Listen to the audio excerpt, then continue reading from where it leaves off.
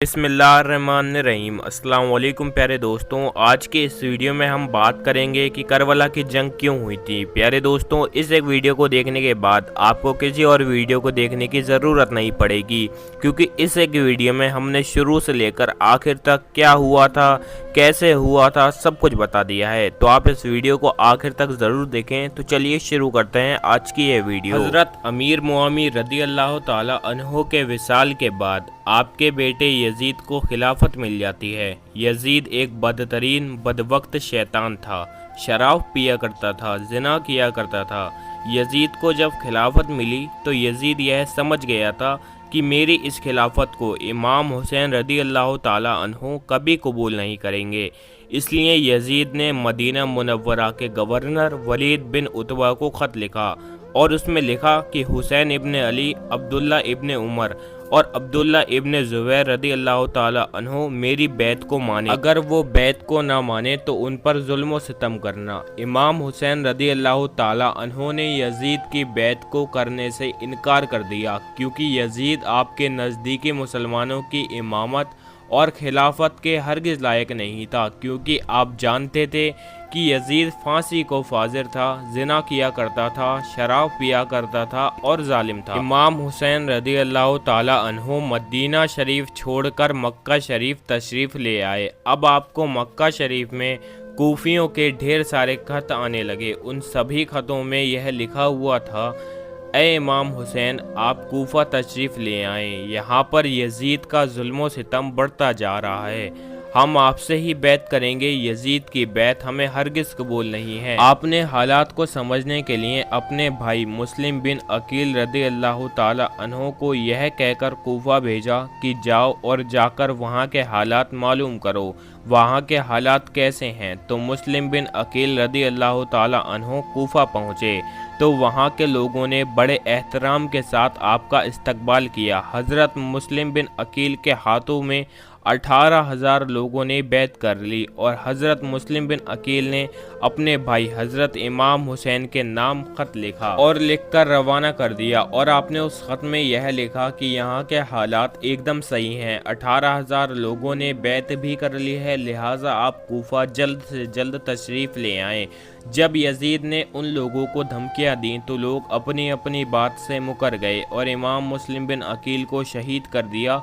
कूफा के हालात इतने बदल चुके थे कि वो लोग जो मुस्लिम बिन अकील से मोहब्बत का दावा कर रहे थे, अब वही लोग आपके जान के दुश्मन बन गए। वहीं दूसरी तरफ मक्का में मुस्लिम बिन अकील का भेजा हुआ ख़त हज़रत इमाम हुसैन तक पहुंच चुका था, जिस ख़त में लिखा हुआ था कि कूफा के हालात बहुत अच्छे हैं, आप जल्द से जल्द कूफा तशरीफ़ ले आएँ।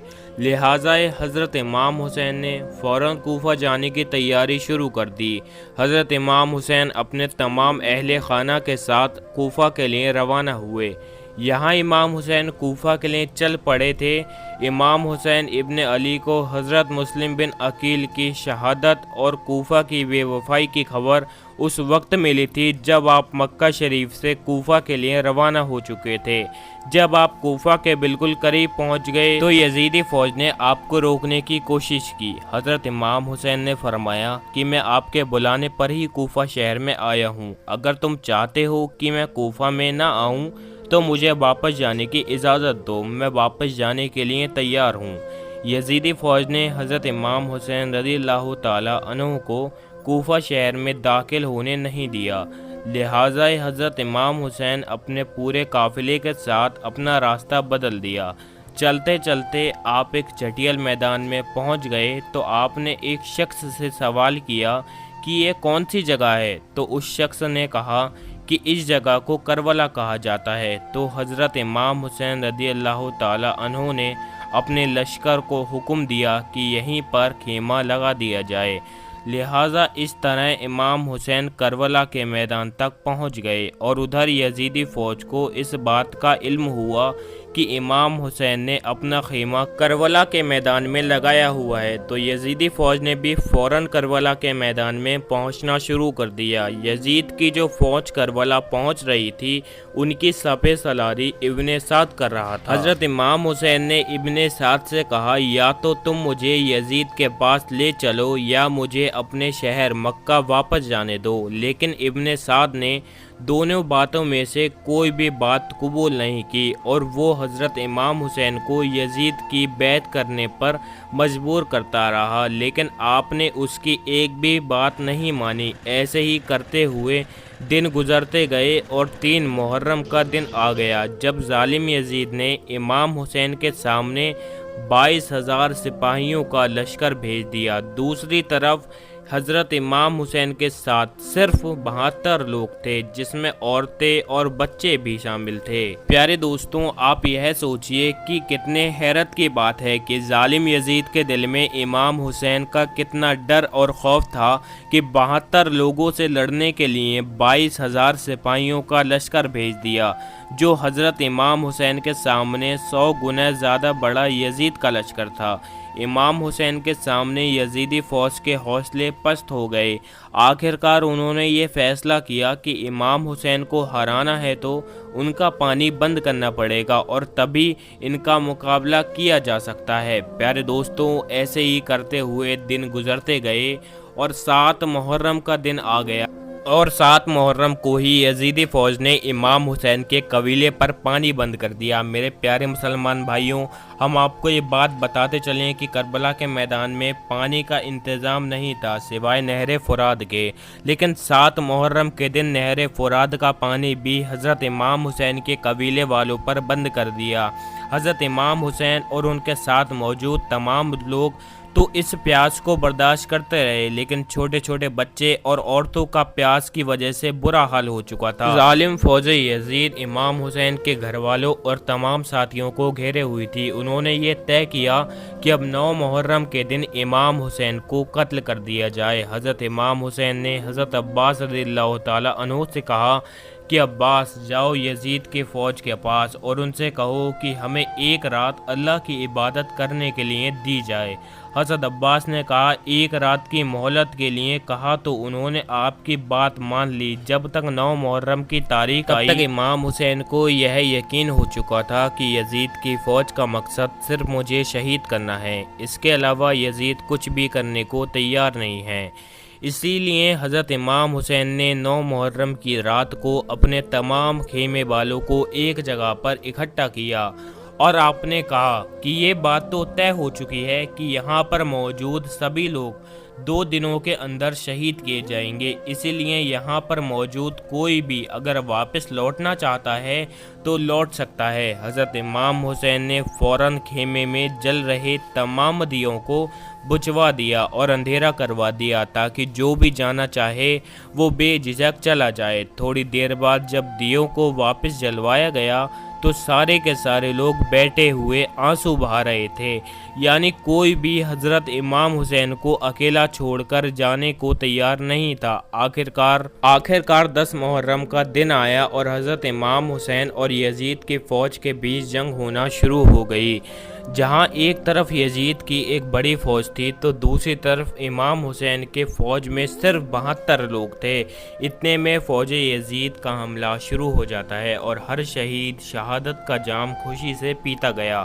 کبھی حور شہید ہوتے تو کبھی قاسم شہید ہوتے تو کبھی علی اکبر شہید ہوتے تو کبھی اون محمد شہید ہوتے گئے۔ 3 دن کے پیاسے امام حسین کے گھر والے تو تمام لوگ یزیدی فوج سے جنگ کرتے رہے اور ایک ایک کر کے شہید ہوتے رہے۔ اور حضرت عباس علمبردار سے حضرت امام حسین کے 6 مہینے کے بیٹے علی اصغر کی پیاس نہیں دیکھی گئی۔ آپ نے ایک مشکیزہ لیا اور گھوڑے پر سوار ہو کر نہر فرات کے کنارے پر پہنچ گئے اور آپ نے ایک مشکیزہ بھر لیا، لیکن جب آپ پانی لے کر واپس لوٹنے لگے تو یزیدی فوج نے آپ کے اوپر لگاتار تیر برسانا شروع کر دیا تھا۔ حضرت عباس جب تک حضرت امام حسین کے خیمے تک پہنچ پاتے تب تک یزید کی فوج نے لگاتار تیر چلا کر حضرت علمبردار کو شہید کر دیا تھا۔ اس طرح حضرت علمبردار شہید ہو گئے۔ اس طرح ایک ایک کر کے تمام اہل بردار کے نوجوان شہید ہو گئے اور ہاشمی شیر شہادت کا جام پی لیتے ہیں۔ دھیرے دھیرے کر کے امام حسین کے لوگ شہید ہوتے گئے۔ اس کے بعد حضرت امام حسین نے خود میدان میں تلوار لے کر نکلنے کا فیصلہ کیا۔ حضرت امام حسین اپنی تلوار سے کافی لمبے وقت تک یزیدی فوج کا مقابلہ کرتے رہے۔ حضرت امام حسین کے تنہا ہونے کے باوجود بھی آپ سے مقابلہ کرنے کوئی بھی نہیں آنا چاہتا تھا، اور صرف اس کی ایک ہی وجہ تھی کہ آپ حضرت علی حیدر کرار کے بیٹے تھے۔ یزیدی فوج کو یہ یقین ہو گیا تھا کہ ہم کسی بھی طرح سے حضرت علی کے بیٹے سے مقابلہ نہیں کر سکتے تھے، اس لیے یزیدی فوج کے کمانڈر نے اپنے تمام فوجیوں کو امام حسین کے اوپر ایک ساتھ حملہ کرنے کا حکم دیا۔ پھر تمام یزیدی فوج کے سپاہی نے حضرت امام حسین پر ایک ساتھ مل کر حملہ کیا، لیکن اس کے باوجود بھی امام حسین لگاتار یہ ثابت کرتے رہے کہ باطل چاہے کتنی بھی تعداد میں ہو، لیکن وہ حق اور سچ کے مقابلے میں بالکل بھی ٹک نہیں سکتا۔ اور جب حسینیت اور یزیدیت کے بیچ سب سے خطرناک جنگ چل رہی تھی، اتنے ہی بیچ میں اچانک سے نماز عصر کا وقت ہو گیا، اور حضرت امام حسین نے ایسے مشکل وقت میں ایسی زخمی حالت میں عصر کی نماز پڑھنے کا ارادہ کیا۔ جبکہ چاروں طرف سے حملہ لگاتار ہو رہا تھا، تو حضرت امام حسین نے جیسے ہی نماز پڑھنا شروع کیا اور یزیدی فوج کو وہ موقع مل گیا جس کا وہ بہت لمبے وقت سے انتظار کر رہے تھے، یعنی جیسے ہی حضرت امام حسین سجدے میں گئے، اور اسی وقت سمراجیل جوشر نے آپ کی گردن پر تلوار چلا کر آپ کے سر کو جسم سے جدا کر دیا۔ حضرت امام حسین کی شہادت کے بعد آپ کے سر مبارک کو نیزے پر رکھ کر پورے کوفہ میں گھمایا گیا تھا، اور آپ کے سر مبارک کو گلی گلی گھما کر جلوس نکالا گیا تھا۔ کربلا کی اس جنگ میں تمام حسین کے گھر والوں میں سے صرف آپ کی ایک اولاد ہی بچی تھی، جن کا نام حضرت زین العابدین تھا۔ اس کے علاوہ حضرت امام حسین کے قبیلے میں سے تمام عورتوں کو قیدی بنا کر کوفہ شہر لایا گیا تھا۔ بھلے ہی اس دن امام حسین کو شہید کر دیا گیا تھا، لیکن آج بھی حضرت امام حسین پوری دنیا میں قیامت تک کے لیے زندہ ہیں، اور یزید ڈوب گیا شام کے اندھیرے میں، حسین چمک اٹھے دنیا کی روشنی میں۔ اس طرح امام حسین نے اسلام کے لیے اپنے آپ کو اور اپنوں کو قربان کر دیا، اور ہمیں اس سے یہ سبق ملتا ہے کہ کسی بھی حالت میں ہمیں نماز نہیں چھوڑنی چاہیے۔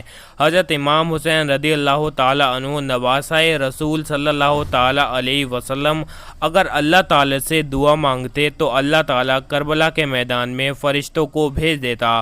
اگر امام حسین رضی اللہ تعالی عنہ اللہ تعالی سے پانی مانگتے تو اللہ تعالی بارش برسا دیتا، لیکن حضرت امام حسین نواسۂ رسول صلی اللہ تعالی علیہ وسلم اللہ تعالی کو راضی کرنے کے لیے اپنا سر سجدے میں انہوں نے کٹا دیا، اور انہوں نے اللہ کو راضی کر لیا۔ حضرت امام حسین نے ذوالفقار تلوار میان سے نکالی اور دشمنوں پر حملہ کیا۔ تب اللہ یہ کیا حملہ تھا! اللہ کے شیر کا حملہ تھا، جو آپ کے مقابلے میں آیا اسے سیدھا جہنم میں پہنچا دیا۔ سینکڑوں ضفاکاروں سے لڑے اور سینکڑوں کو جہنم میں پہنچا دیا، اور جس طرف نگاہ الٹی اس طرف صف کی صف الٹ گئیں۔ پیارے دوستو، ہم امید کرتے ہیں کہ یہ ویڈیو آپ کو پسند آئی ہوگی، اور آپ کو یہ پتہ لگا ہوگا کہ جنگ میں کیا ہوا تھا، اور جنگ کیوں ہوئی تھی، اور جنگ کیسے ہوئی تھی۔